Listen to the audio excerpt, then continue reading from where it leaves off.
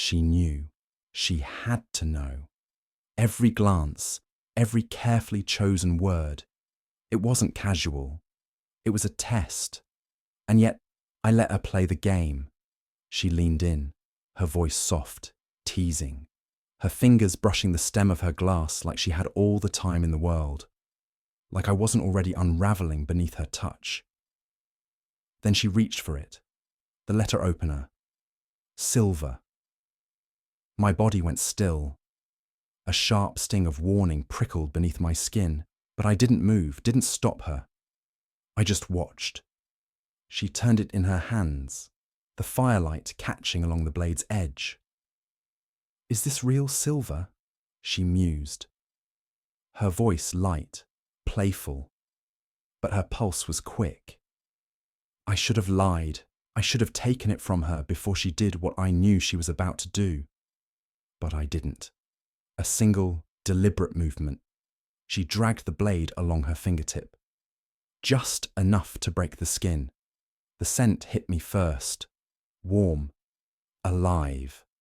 A single drop of crimson welling at the surface. My breath left me in a slow, controlled exhale. The wineglass in my hand shattered. She didn't flinch.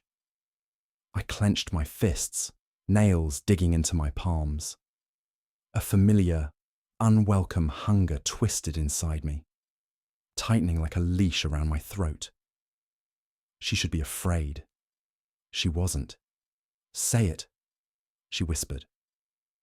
Her voice wrapped around me like silk, like a noose. I took a step forward. The space between us dissolved, the heat of her skin pulsing against the cold stillness of mine. My hand braced the desk beside her, my other closing over her wrist.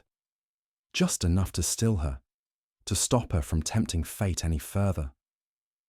My thumb hovered over the cut, aching to feel it, to taste it. I looked at her, really looked at her, defiant, stubborn, unshaken. "You're playing a dangerous game, Selene." Her breath hitched. She should step back. She should run. But she doesn't. And I should let her go. Instead, I reach for the letter opener. The silver sears against my skin, burning deep, the scent of scorched flesh curling into the air between us. I barely register the pain, because she's still looking at me, still waiting for an answer I will not give. Her eyes dart to my hand, to the raw, blistering wound forming where I grip the blade. And in that moment, I know there's no turning back.